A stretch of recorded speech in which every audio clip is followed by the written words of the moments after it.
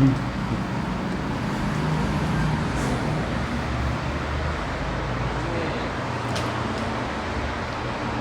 ભાઈ, આપણે લોકોએ લાસ્ટ ટાઈમની અંદર બહુ કડક વાત કરી હતી બેટા. કઈની વાત કરતા હતા? ઇલેક્ટ્રોન અનુરાગી, અચ્છા વિસ્થાપન હતી, વિસ્થાપન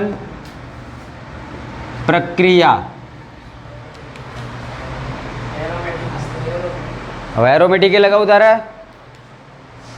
ચાલો તો બેટા આપણી લોકો બેઝિકલી આયરી રિએક્શનની ઉપર આપણે લોકો ચર્ચા કરતા હતા. ઇલેક્ટ્રોન અનુરાગી વિસ્થાપન પ્રક્રિયા, હે ને? અને આ જે પ્રક્રિયાઓ હતી એ બેઝિકલી કોની હતી બેટા? ફિનોલની. ફિનોલની રાસાયણિક પ્રક્રિયાઓની અંદર આપણે લોકો ચર્ચા કરતા હતા અને એની અંદર આયરી આપણે લોકોએ રિએક્શન જોઈ હતી. એમાંથી ટોટલ કેટલી રિએક્શનો હતી?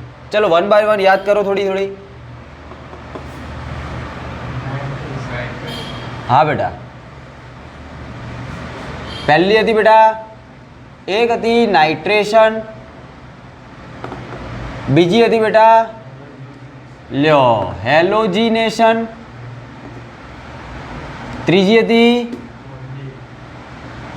સલ્ફોનેશન,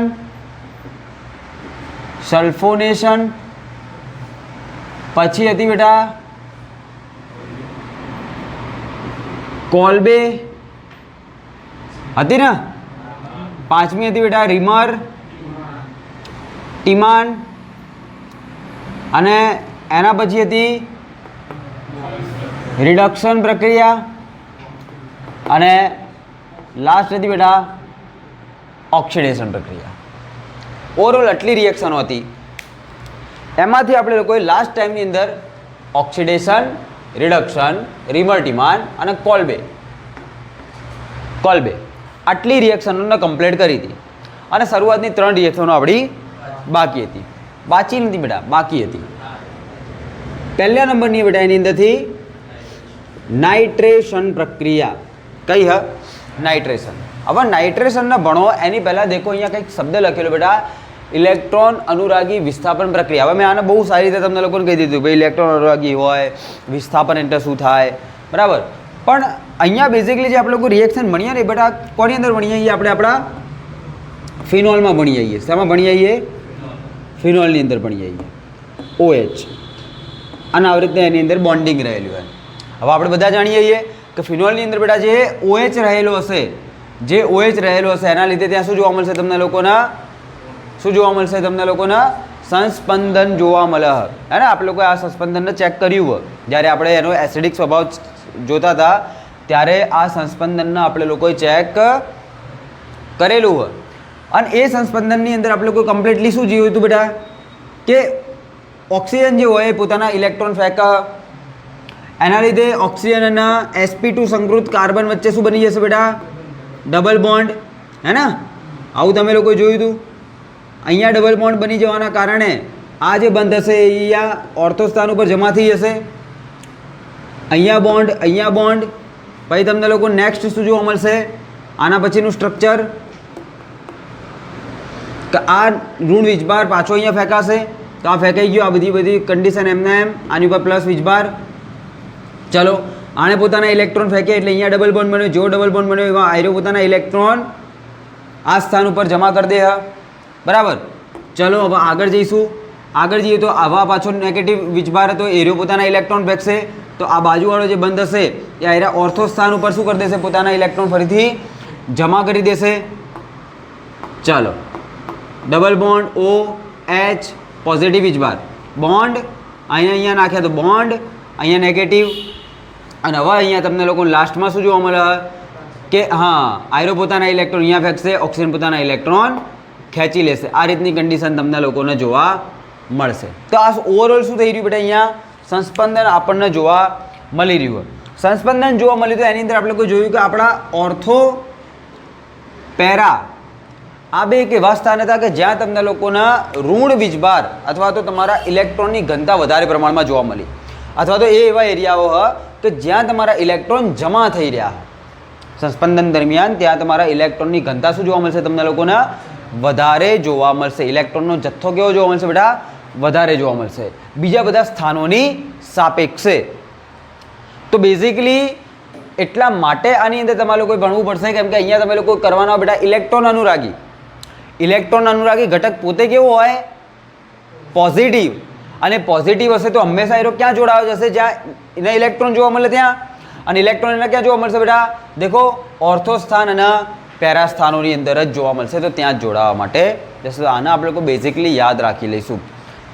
ઓકે, ચલો.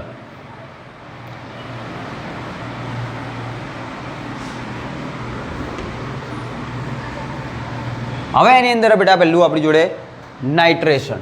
હવે નાઇટ્રેશન કરવું હોય તો પહેલાં તો પકડી લાવો બેટા તમારો ફિનોલના. ફિનોલની બનાવટો બધી યાદ હોવી જોઈએ, બરાબર? ચાલો, આવ્યો તમારો ફિનોલ. આ ફિનોલની અંદર તમે લોકો શું નાખશો બેટા? સાંદ્ર, હા, HNO3 નાખશો પ્લસ H2SO4 નાખશો ને. જ્યારે આ બંને કન્ડિશન તમે લોકો નાખશો તો જો થોડું ઘણું યાદ આવતું હોય તો HNO3નું બંધારણ યાદ કરો. મેં તમને શીખવાડેલું બેટા. નાઇટ્રોજન, ડબલ બોન્ડ ઓક્સિજન, અહીંયા ઓક્સિજન ને એની જોડે શું હોય બેટા? હાઇડ્રોજન હોય ને, અને બીજો એ ઓક્સિજન. આ HNO3. બાજુમાં કોણ ના નાખેલો બેટા તમે લોકોએ? H2SO4. એ ઓલ્સો એસિડ હ, અને એસિડ હશે તો શું આપશે તમને લોકોને? H+. તો અહીંયાથી નીકળશે H+. આ H+ હશે એ આ ઓક્સિજનને જોઈને મનમાં ગલગલિયા થશે, તો એ ઇલેક્ટ્રોન જોડે જશે ઇલેક્ટ્રોન લેવા માટે, કેમ કે H+ જોડે ઇલેક્ટ્રોન નહીં, આ ઓક્સિજન જોડે ઇલેક્ટ્રોન હાજર છે. એટલા માટે શું કરશે? એ આ ઓક્સિજન જોડે શું કરી દેશે બેટા? બોન્ડિંગ કરી દેશે. તો દેખો ઓક્સિજન જે છે પોતાના ઇલેક્ટ્રોન કોને આપશે ભાઈ? તમારા અહીંયા હાઇડ્રોજનને આપશે. એટલા માટે ઓક્સિજન ઉપર શું આવી જશે? ધન વીજભાર આવી જશે. હવે જે ઓક્સિજન ઉપર ધન વીજભાર આવી જાય તો ઓક્સિજન હવે શું કરશે બેટા? તમને ખબર છે કે ઓક્સિજન એ વધારે વિદ્યુત ઋણ ઇલેક્ટ્રોનેગેટિવ ઘટક. એની વિદ્યુત ઋણતા કેવી કહેવાય? ખૂબ જ વધારે કહેવાય. જો આટલી બધી વિદ્યુત ઋણતા હોય તો હવે આજુબાજુના બંધોમાંથી શું કરવાનું ચાલુ કરી દેશે? ઇલેક્ટ્રોનને ખેંચવાનું ચાલુ કરી દેશે. જેવો એરો ઇલેક્ટ્રોન ખેંચાય તો આપણને ખબર બેટા કે હાઇડ્રોજનની અંદરથી તમને લોકોને ઇલેક્ટ્રોન આસાનીથી મળી જાય, પણ જો હાઇડ્રોજનમાંથી ઇલેક્ટ્રોન ખેંચી લે તો પ્રક્રિયા પ્રતિવર્તી થઈ જાય, હે ને? તો એટલા માટે એરો કોની જોડેથી ઇલેક્ટ્રોન ખેંચશે બેટા? અહીંયાથી નાઇટ્રોજન જોડેથી ઇલેક્ટ્રોન ખેંચશે. જો એરો નાઇટ્રોજન જોડેથી ઇલેક્ટ્રોન ખેંચીને -H2O દૂર થાય તો નાઇટ્રોજન જોડેથી ત્યાં ઇલેક્ટ્રોન ખેંચાઈ ગયા, તો અહીંયા શું વધી જાય બેટા? NO2, અને નાઇટ્રોજન ઉપર પ્લસ આવી જાય. તો અહીંયા જે તમે લોકો આજે રિએક્શન કરે એનાથી તમને લોકોને એક ઇલેક્ટ્રોન અનુરાગી ઘટક મળશે, અને એ હવે બેટા અહીંયા NO2 પ્લસ, બરાબર? બેઝિકલી આપણે આને આવી રીતે દર્શાવી દઈશું NO2 પ્લસ. બોલો, ખબર પડશે? આઈડિયા આવશે? તો આ વસ્તુ તમારા લોકોએ ખાસ યાદ રાખવાની છે. ચલો હવે આગળ જઈએ. તો NO2 પ્લસ આવી ગયો, અને આયરો NO2 પ્લસ જ્યારે અહીંયા પ્રક્રિયા કરવા જશે તો હમણાં જોયું એમ ઓર્થો અને પેરા સ્થાન ઉપર પ્રક્રિયા કરવા માટે જશે. તો ચાલો, આયરો તમારો ફિનોલ OH, આયરો તમારો ઓર્થો સ્થાન. તો અહીંયા શું જોવા મળશે તમને લોકોને બેટા? NO2 જોવા મળશે પ્લસ પ્લસ. આયરો તમારો ફિનોલ, અને એના પેરા સ્થાનની અંદર તમને લોકોને NO2 જોવા મળશે. આ બે પ્રકારની તમને લોકોને નિપજ મળશે. એમાંથી એક નિપજ હશે, હા, આ નિપજ છે, એનું નામ શું હશે બેટા? આયરો ઓર્થો ઉપર તમારો NO2 જોડાયેલો હોય તો આને શું કહેશો તમે લોકો? Ortho nitrophenol. અને આને શું કહેશો બેટા તમે લોકો? Para nitrophenol. બોલો, રેડી થાય? હા, ખબર પડશે? હવે તમને લોકોને બે પ્રકારની નિપજ મળી ગઈ. આવો પ્રશ્ન એવો હોય કે આ બંનેમાંથી કઈ નિપજ વધારે માત્રામાં મળશે? સિમ્પલ સો ફંડો બેટા, પેરાવાળી વધારે માત્રામાં મળશે અને ઓર્થોવાળી ઓછી માત્રામાં મળશે. સાહેબ, કેમ ઓર્થોવાળી ઓછી માત્રામાં મળશે? બોલો. અવકાશીય અવરોધ. કેમ કે બેટા NO2 જે હ એની આજુબાજુમાં એનું ખુદનું શું હોય? ઇલેક્ટ્રોન વાદળ હશે કે નહીં હોય? અને એની આજુબાજુની અંદર અહીંયા OH બેઠો હોય તો OH નું ઇલેક્ટ્રોન વાદળ અહીંયા ફરતું હોય, તો બંનેના ઇલેક્ટ્રોન વાદળ શું થઈ શકે બેટા એકબીજાથી ટકરાય અને એના લીધે તમે લોકો જોઈ શકો કે બંને વચ્ચે શું થઈ શકે અપાકર્ષણ થઈ શકે, બંને એકબીજાની નજીક વધારે પડતા આવી શકે ને એટલા માટે NO2 એ ઓર્થો સ્થાન ઉપર જોડાવાથી વધારે પ્રિફર કોને કરશે કે પેરા સ્થાન ઉપર જોડાઈ જવું, કેમ કે પેરા સ્થાન ઉપર તમને લોકોને એવું કોઈ પણ પ્રકારનો અવકાશી અવરોધ નડશે નહીં, કેમ કે OH તો અહીંયા અને NO2 ને નીચે જોડાવાનું. બોલો ખબર પડશે, આઈડિયા આવશે? તો યાદ રાખજો કે આની નિપજ તમને લોકોને ઓછી મળશે, નિપજ આની કેવી મળશે ઓછી મળશે, એટલા માટે આ હશે બેટા અલ્પ ઘટક મળશે, અલ્પ માત્રામાં મળશે અને આ રહ્યો વધુ માત્રાની અંદર તમને લોકોને પ્રાપ્ત થશે. હા તો એની પાછળના રીઝન એ તમને લોકોને ખબર હોવી જોઈએ કે વધુ માત્રામાં કેમ પ્રાપ્ત થાય. રીઝન શું બેટા અવકાશીય, હા અવકાશીય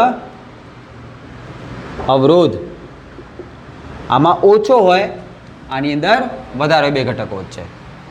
બોલો રેડી થશે એટલું વસ્તુ. તો ઓવરઓલ આ થઈ ગઈ તમારી ફિનોલનું શું કરી નાખ્યું તમે લોકો અહીંયા નાઇટ્રેશન કરી નાખ્યું. યાદ શું રાખશો તમે લોકો આની અંદર મેઇન વસ્તુ બેટા ઇલેક્ટ્રોન અનુરાગી ઘટક તરીકે કોણ મળે તમને લોકોને NO2+ મળે. ચલો હવે આગળ જઈએ. જો તમે લોકો આ રિએક્શન ફિનોલની સાથે કરો અને માત્ર સાંદ્ર HNO3 નાખો અંદર, શું નાખો માત્ર સાંદ્ર HNO3 નાખો તો બેટા તમને લોકોને અહીંયાથી મળી જશે OH NO2 અને NO2, OH NO2 અને NO2 કયા સ્થાન ઉપર ઓર્થો બેને ઓર્થો ને એક પેરા સ્થાન ઉપર ત્રણ સ્થાન ઉપર તમને લોકોને શું જોવા મળશે બેટા NO2 જોવા મળશે. જો નંબરિંગ કરીએ તો OH ના 1 નંબર, આ 2 3 4 5 6 રેડી. તો શું નંબરિંગ શું નામકરણ કરશો બેટા 2 4 6 ટ્રાય નાઇટ્રો ફિનોલ. બરાબર બેટા આને તમે લોકો યાદ રાખજો ખાસ, આને કહેશો તમે લોકો પિક્રિક એસિડ. શું કહેશો પિક્રિક એસિડ કહેશો. અને આ પિક્રિક એસિડ જે છે એનો કલર હશે બેટા યલો, સંડાસમાં પડેલા એસિડ જેવો. ટોયલેટમાં રાખો ને એસિડ એના જેવો હશે આનો કલર. બરાબર પિક્રિક એસિડ એરો નહીં હોય, આ પીળો હોય. બરાબર ને આયરો તમારા હાથ બાદ ઉપર પડે ને તો ગલી થાય, એટલે કલર ચોંટી જાય એનો પીળા રંગનો. બરાબર અમે જ્યારે રિએક્શનો ને એવું બધું કરતા લેબની અંદર, તો જ્યારે પ્રક્રિયાઓ ને એ બધું કરતા ને તો એની અંદર જ્યારે ડાઈ બનતી ને ડાઈ બને આવશે ચેપ્ટર નંબર 13માં ભણશો ડાઈ. તો લાલ રંગની યલો રંગની આવી ડાઈ બને તો જેમ કે સોમવારે રિએક્શન કરી અથવા તો સોમવારે પ્રક્રિયા લેબમાં ગયા હોઈએ ને તો નેક્સ્ટ સોમવાર સુધી એમને હાથમાં હોય રહી કમ્પ્લેટ એવી ને એવી. બરાબર તો આના કલર થોડા ડાર્ક આવે. બોલો આટલો આઈડિયા આવશે. તો આનો કલર હશે યલો, એને કહીએ આપણે લોકો પિક્રિક એસિડ. અને બેટા તમે ખુદ વિચારો અહીંયા તમારું જે NO2 હોય એનો પોતે કેવો હતો બેટા પોઝિટિવ, યાદ હોય તો તો એરો શું કરશે બેટા આ અહીંયાથી ઇલેક્ટ્રોનને પોતાની તરફ ખેંચવાનું યાદ રાખશે. તો તમે લોકો યાદ કરો ઇલેક્ટ્રોન આકર્ષક સમૂહ. જો ફિનોલ જોડે ઇલેક્ટ્રોન આકર્ષક સમૂહ જોડાઈ જાય તો એસિડિકતાની અંદર શું થઈ જાય બોલો એસિડિસિટી વધી જાય. શું થઈ જાય વધી જાય. યાદ કે ભમી ગયું બેટા યાદ કરો મેં તમને આટલું કીધું હતું કે તમારો આયરો ફિનોલ હોય OH એની ઉપર જો ઇલેક્ટ્રોન વિડ્રોઈંગ ગ્રુપ લગાવી દો એટલે કે ઇલેક્ટ્રોન આકર્ષક સમૂહ લગાવી દઉં તો એરો શું કરશે ઓક્સિજન ઉપરથી ઇલેક્ટ્રોનને પોતાની તરફ ખેંચી લેશે. એટલા માટે ઓક્સિજન ઉપરની વિદ્યુત ઋણતા ઓક્સિજન ઉપરનો નેગેટિવ ચાર્જ ઘટી જશે. એટલા માટે આસાનીથી અહીંયાથી હાઇડ્રોજન મુક્ત થઈ શકે. તો એની એસિડિકતા કેવી કહેવાય વધારે. તો યાદ કરો ઇલેક્ટ્રોન આકર્ષક સમૂહ અહીંયા તો કેટલા 1 2 3 લાગેલા, તો આની એસિડિકતા કેવી હશે ખૂબ જ વધારે. કેવી હશે ખૂબ જ વધારે. ભૂંડો બોલું તો હું કે ઇલેક્ટ્રોન વિડ્રોઈંગ ગ્રુપ લાગેલું હોય તો એની એસિડિકતા વધી જાય ચમનિયા. ચલો તો આની એસિડિકતા કેવી બેટા ખૂબ જ વધારે હોય. બોલો રેડી થશે. પણ આપણે લોકો પિક્રિક એસિડ બનાવવા માટે આ રસ્તાનો ઉપયોગ કરતા નથી, આ પ્રક્રિયાનો યુઝ કરતા નહીં. તો કઈ પ્રક્રિયાનો યુઝ કરીએ છીએ તો આ પ્રક્રિયાનો યુઝ કરશું. ચેક કરો એની અંદર તમે લોકો સલ્ફોનેશન ભણી જશો, બરાબર. એટલા માટે તમને લોકો બુકની અંદર સલ્ફોનેશનની અલગથી પ્રક્રિયા આપેલી નહીં. સલ્ફોનેશન યાદ હશે થોડું ઘણું કે કરવાનું શું હોય આની અંદર, કે ભાઈ તમારી જોડે હશે એક ફિનોલ. એ ફિનોલની અંદર તમે લોકો નાખશો બેટા સાંદ્ર H2SO4 અથવા H2S2O7 નાખશો ને, ઓલિયમ નાખશો. ચલો લખી દઈએ. આને શું કહેતા હતા? ઓલિયમ. ઓકે, ચાલો. હવે અહીંયા શું થઈ જશે બેટા? કાયરો તમારો ફિનોલ. તમને બધાને ખબર SO3H અને SO3H આ રીતનો ઘટક તમને લોકોને અહીંયા પ્રાપ્ત થશે. બે ઘટકો મળે આમ તો, એક ઓર્થોવાળો મળે, એક પેરાવાળો મળે. પણ અહીંયા ખાલી મેં અહીંયા શું નાખેલું કે સાંદ્ર H2SO4 નાખેલો, તો મને એક ઘટક મળે જે આયર્યો હોય, બરાબર. બોલો, આવશે આઈડિયા? આને તમે લોકો નામ આપવું હોય તો શું નામ આપશો બેટા? આને કહેશો 1, 2, 3, 4, 5 અને 6. ચલો, 2,4 ડાયસલ્ફોનિક એસિડ ફિનોલ થશે ને? એક મિનિટ મને થોડું યાદ કરવા દો. ઓકે, સોરી, થોડું નામ ચેન્જ થશે, કેમ કે જે તમારો ફિનોલ હોય ને એનાથી વધારે પ્રતિક્રિયાત્મક અથવા તો ક્રિયાશીલતા કોની વધારે હોય? તમારા સલ્ફોનિક એસિડની. એટલા માટે પહેલાં એને જ જતાવવી પડશે. તો અહીંયા તમે લોકો નામ કરશો 1 હાઇડ્રોક્સી. 1 હાઇડ્રોક્સી તો ક્યાંથી આવશે? આ નંબરિંગ જ ખોટું થઈ જશે ને. અહીંયાથી નંબરિંગ થશે 1, 2, 3, 4, 5 અને 6. તમને બુકમાં નહીં આપેલું બેટા આવ્યું, તો ધ્યાન રાખજો, બરાબર. મેં નંબરિંગ કેમ અહીંયાથી કર્યું બેટા? અહીંયાથી કેમ કર્યું? કેમ કે SO3Hની ક્રિયાશીલતા કેવી કહેવાય? વધારે. હવે તમે કહેશો કે સાહેબ અહીંયાથી ના કરાય, પણ અહીંયાથી તમે ખુદ વિચારો બેટા. નંબરિંગ કરું તો અહીંયા 1, 2, 3, 4, 5 ને 6, પેલાનો 6 નંબર મળી જાય છે. તો એક આ અહીંયાથી જ નંબરિંગ કરું તો દરેકને કેવો નંબર મળી શકે? ઓછામાં ઓછો. તો તે પેલે કોઈ ચેક કર્યું તો 1, 3 ઉપર શું બેટા? સલ્ફોનિક એસિડ, એટલે એને તો કહી શકીશું ડાયસલ્ફોનિક એસિડ. ચોથા નંબરના કાર્બન ઉપર તમારો 4 હાઇડ્રોક્સી. પછી શું કહેશો? 1, 3 બેન્ઝીન, 1, 3 ડાયસલ્ફોનિક એસિડ.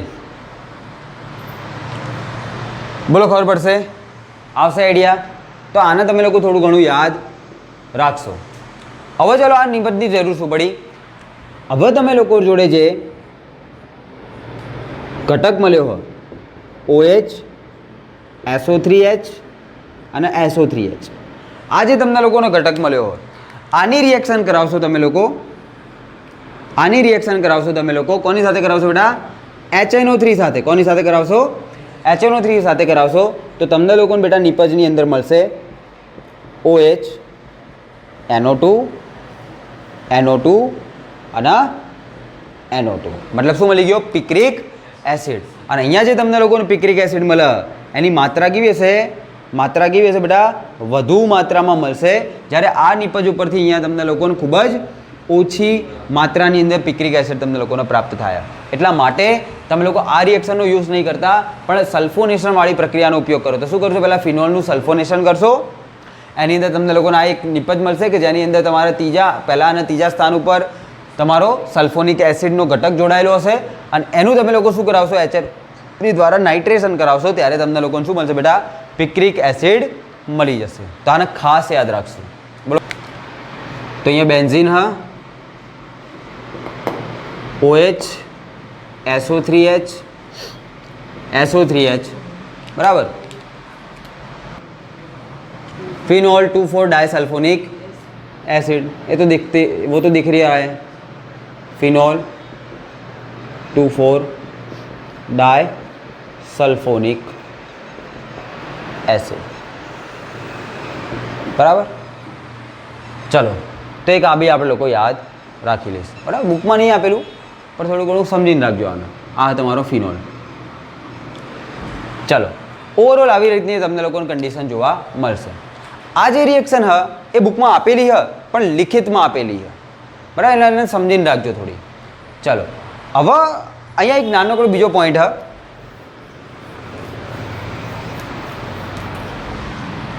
કે તમને લોકોને નાઇટ્રેશનના અંતે 2 નિપજ મળી. કેટલી નિપજ મળી ભાઈ? નાઇટ્રેશનના અંતે તમને લોકોને 2 નિપજ મળી. એક મળી ઓર્થોવાળી અને એક મળી પેરાવાળી. હવે ઓર્થો અને પેરા બંને મળી તો બંનેનું મિશ્રણ મળ્યું. હવે તમને જોઈએ ગમે તે એક, તો તમે શું કરશો? એના અલગ કરશો. તમે શેનો ટ્રાય કરશો બેટા? એના અલગ કરવાનો ટ્રાય કરશો. તો એનું આપણે લોકો અલગીકરણ કરીએ છીએ બેટા વિભાગીય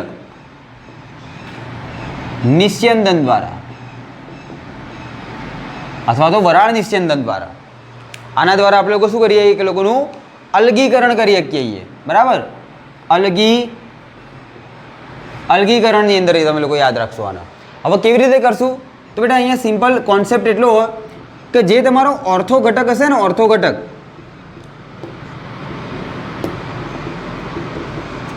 NO2 આવો તો એની અંદર તમને લોકોને દેખાશે કે અહીંયા H બોન્ડિંગ બનતી દેખાશે. આના કહેવાય બેટા આંતઃ આણ્વીય H બોન્ડિંગ. આંતઃ આણ્વીય H bonding. જ્યારે જે તમારો પેરા ઘટક હશે, જે તમારો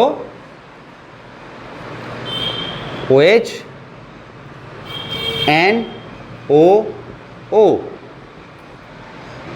બરાબર, તો બીજો એક ઘટક આવશે અહીંયાથી. સમજો OH અને અહીંયા શું હતું બેટા? N. આવી રીતે.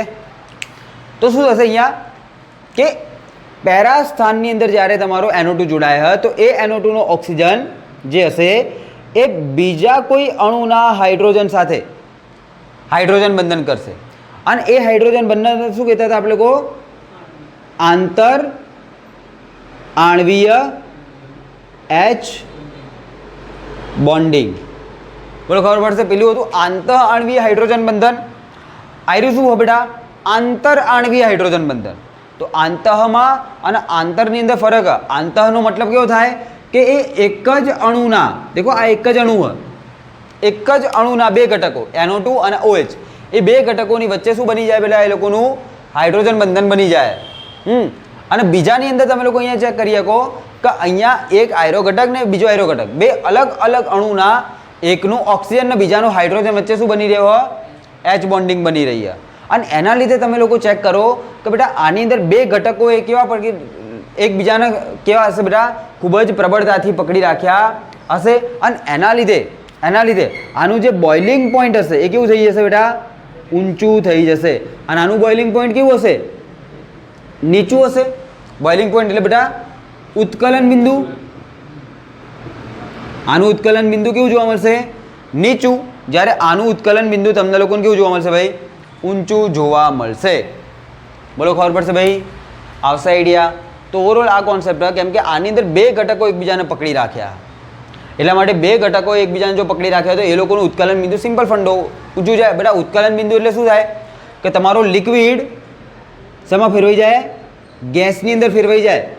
એના ટેમ્પરેચરને બેઝિકલી તમે લોકો શું કહો? એનું ઉત્કલન બિંદુ. હવે તમે ખુદ વિચારો, આને તમે લોકો ગરમ કરશો તો આયરો એક ઘટક, એવો ને એવો બીજો ઘટક હશે, પણ આયરો એક ઘટકે બીજા ઘટકને કઈ જ રીતે પકડી રાખ્યો નહીં. હજુ બીજા ઘટકને પકડી જ નહીં રાખ્યો, 2 વચ્ચે કોઈ આકર્ષણ જ નહીં, તો આસાનીથી એરા લોકો ઉડી જશે. જ્યારે અહીંયા આયરા ઘટકે બીજા ઘટકને પકડી રાખ્યો તો આને લોકો ટેમ્પરેચર આપશો તો 2 ઘટકો એકબીજાથી અલગ થશે નહીં. તો એની માટે શું કરવું પડશે? એની માટે તમારે લોકોએ આ આંતરઆણ્વીય હાઇડ્રોજન બંધનને તોડવો પડશે. ત્યારે જ તમારો ઘટક શેની અંદર કન્વર્ટ થઈ શકે? ગેસની અંદર કન્વર્ટ થઈ શકે. અને એના લીધે તમે લોકો આ બંનેનું મિશ્રણ એક બાટલીમાં ભરશો અને પછી એ લોકોને શું કરશો બેટા? ગરમ કરશો. અને ગરમ કરશો એટલા માટે જે તમારો ઓર્થો ઘટક હશે એ આસાનીથી શું થઈ જશે? વરાળ બનીને ઉડી જશે. અને વરાળ બનીને ઉડી જશે ને જે તમારો પેરા ઘટક હશે એનો અંદરને અંદર પડ્યો રહેશે. જે વરાળ બનીને ઉડી ગયો એના બાજુના નવા પાત્રમાં લઈ અને ઠંડુ પાડશો એટલે ફરીથી એરો લિક્વિડની અંદર કન્વર્ટ થઈ જશે. તો બેઝિકલી તમે લોકો આવી રિએક્શનનો યુઝ કરો. એવા ઘટકો બંને કે જે લોકોના ઉત્કલન બિંદુ વચ્ચે ઓછો તફાવત હોય એટલા માટે આપણે લોકો શેનો યુઝ કરશું? વિભાગીય નિસ્યંદન પદ્ધતિનો ઉપયોગ કરશું. 11મા ધોરણમાં આવી પદ્ધતિ આવેલી છે, નામ યાદ હશે થોડું ઘણું. જાંડુ નહીં યાદ? આવી હતી શું કે? હા હા બેટા, એટલે દેખો વિભાગીયનો યુઝ કરી શકો, વરાળનો યુઝ કરી શકો. Okay done. બુકની અંદર વરાળ આપેલું હોય તો વરાળ કહી દઈએ, પણ બેટા તમે લોકો બેઝિકલી આની અંદર હા વિભાગીયનો પણ યુઝ કરી શકો. તો વિભાગીય અને વરાળની અંદર કોઈ ખાસો ફરક નહીં, બરાબર? યાદ રાખજો થોડું ઘણું. ચલો આવડશે? Okay done. ચલો ભાઈ, હવે બીજા નંબરની કઈ રિએક્શન? હા, હેલોજીનેશન. ચાલો ભાઈ સમજો. હેલોજીનેશન એટલે ખબર જ છે તમને લોકોને શું થાય. તો કામકાજ આગળ ચાલુ કરીએ કે બેઝિકલી તમે લોકો સૌથી પહેલાં રિએક્ટન્ટ તરીકે કોને લેશો? ફિનોલને લેશો, OH. હવે તમે લોકો સમજો બેટા, તમે લોકો આની રિએક્શન કરાવશો Br2 સાથે. કોની સાથે? Br2. સ્પેશિયલ કેસ જ લખેલો બેટા, Cl2 ની કોઈ વાત નહીં કાપેલી, પણ Br2 ને તમે લોકો સમજજો. અને હેલોજીનેશન, હવે જો Br નાખી રહ્યો તો એને બ્રોમિનેશન કહી શકો, ક્લોરીન નાખતા હોય તો ક્લોરિનેશન કહી શકો. તો અહીંયા તમે લોકો નાખી રહ્યા Br2. Br2 ની સાથે સાથે તમે લોકો નાખો બેટા એની અંદર CH2 અથવા તો CHCl3. શું નાખો? CH2 અથવા તો CHCl3. આ બંને ઘટકો જે હ, આ બંને જે ઘટકો હ એ ફિનોલના આંશિક ધ્રુવીભવન માટે તમે લોકો નાખો. અને એની પહેલાં સમજી લો બેટા કે આ બંને જે ઘટકો હ એ ઓછી ધ્રુવીભવનીયતા ધરાવે છે, બરાબર? એ લોકો ધ્રુવીભૂત હશે, ધ્રુવીય બંધ હશે, પણ એ લોકોના ધ્રુવીભવન કેવું હશે બેટા? એ લોકોની ઓછી હશે. મતલબ કે ધ્રુવીભવનને તમે લોકો યાદ કરો, કોઈ પણ બંધ કેવો હોય બેટા? તમારો ધ્રુવીય બંધ હોય, કેવો હોય? ધ્રુવીય બંધ હોય તો એની આપણે લોકો ડાયપોલ મોમેન્ટ વડે, એનું દ્વિધ્રુવ ચાક માત્રા વડે એની આપણે લોકો મેઝરમેન્ટ કરતા હતા. દ્વિધ્રુવ ચાક માત્રાથી તમે લોકો એની મેઝરમેન્ટ કરતા હતા, હે ને? તો એની મ્યુ કેવી હશે? ઓછી હશે. એવા બંને ઘટકો CH2 અને CHCl3. બરાબર? એટલે આટલું ક્લિયર થશે. અને એ બંનેને કેમ નાખવામાં આવ્યા? કેમ કે એરા OH નું શું કરી શકે બેટા? ધ્રુવીભવન કરી શકે, કે જેથી એની અંદર શું જોડાઈ શકે બેટા? તમારો બ્રોમિન આસાનીથી જોડાઈ શકે. બોલો, ખબર પડશે? આ જે બ્રોમિન હશે ને બેટા, આયરો બ્રોમિન, એની અંદરથી તમને લોકોને ઇલેક્ટ્રોન અનુરાગી ઘટક મળશે Br+. શું મળશે? Br+. આ જે Br+ હશે એનું એક જ કામ બેટા, જે તમારો ફિનોલ હશે OH, એની ઉપર કાં તો ઓર્થો સ્થાન ઉપર વત્તા OH ઉપર કાં તો પેરા સ્થાન ઉપર બ્રોમિન તમારો જોવા મળશે, જોડાયેલો જોવા મળશે. આ બે જગ્યાએ તમને લોકોને બ્રોમિન જોડાયેલો જોવા મળે. તો ફિનોલની અંદરથી એકવાર અહીંયા શું બન્યું બેટા? ઓર્થો બ્રોમો ફિનોલ, અને અહીંયા બન્યો પેરા બ્રોમો ફિનોલ. બોલો, પડી ખબર? આવ્યો આઈડિયા? તો અહીંયાથી તમને લોકોને આ બે પ્રોડક્ટ મળશે. હવે તમને ખબર જ છે, શું ખબર છે સાહેબ? કે આની નિપજ કેવી હશે? ઓછી. આની નિપજ કેવી હશે? વધુ. અને રીઝન એ જ છે અવકાશીય અવરોધ, કે ભાઈ અહીંયા તો અવકાશીય અવરોધ લાગશે નહીં. OH અહીંયા, Br અહીંયા, જ્યારે આ બંને વચ્ચે અવકાશીય અવરોધ લાગશે. એટલા માટે Br જે હશે એ અહીંયા જોડાય, આ ઓર્થો સ્થાનની અંદર જોડાય, એનાથી વધારે બેટર ઓપ્શન કયો એની જોડે? કે પેરા સ્થાનની અંદર જોડાઈ જાય. બોલો, ખબર પડશે? તો આ ઓવરઓલ તમને લોકોને અહીંયા આ કન્ડિશન જોવા મળશે. પણ માની લ્યો તમે લોકોએ ફિનોલને પકડીને લાયા હતા, અને એની તમે લોકો શું કરવાના હતા બેટા? બ્રોમિન સાથે તમે લોકો એની રિએક્શન કરાવવાના હતા. પણ તમે લોકો એની અંદર CH2 અને CHCl3 ને નાખવાનું ભૂલી ગયા. મતલબ કે તમે લોકો એની બંનેની પ્રેઝન્સ રાખી નહીં. તો જે તમને લોકો નિપજ મળશે નિપજ બધા તમારી ચેન્જ થઈ જશે. અહીંયા OH હશે, BR, BR અને BR. આઈરી પ્રોડક્ટ તમને લોકોને જોવા મળશે. બોલો ખબર પડશે? ચલો આને તમે લોકો બેઝિકલી 1, 2, 3, 4, 5 અને 6. તો તમે લોકો શું કહેશો? 2, 4, 6 ટ્રાય બ્રોમો ફિનોલ. એની અંદરથી આયરું બની જશે. બરાબર? તો આને તમે લોકો સમજીને યાદ રાખશો. બોલો આવશે આઈડિયા? તો અહીંયા તમે લોકો ચેક કરી લો. તમે લોકો અહીંયા કમ્પ્લીટ કરી દીધી તમારી નાઇટ્રેશન, હેલોજિનેશન એન્ડ ઓલ્સો સલ્ફોનેશન. સલ્ફોનેશન મેં તમને જે આગળ બતાવી એટલી જ હતી, એનાથી વધારે કંઈ વાત કરવાની નહીં. એના સિવાય તમે લોકો રિમર-રિમાન, રિડક્શન, ઓક્સિડેશન અને કોલ્બે આ પ્રક્રિયા આપણે લોકો આગલા લેક્ચરની અંદર જ જોઈ લીધી હતી. ફરીથી એકવાર કહી દઉં બેટા, આ જે 4 રિએક્શનો હોય, આ જે 4 એમાં આયરી 2, બરાબર? આ રિએક્શનોના અંદર જે કોઈ બી પ્રોડક્ટ બની રહી છે બહુ બધી વાર પૂછાણી છે, બહુ જ બધી વાર પૂછાણી. તો ખાસ યાદ રાખજો કોલ્બે અને રિમર-ડિમાન્ડના.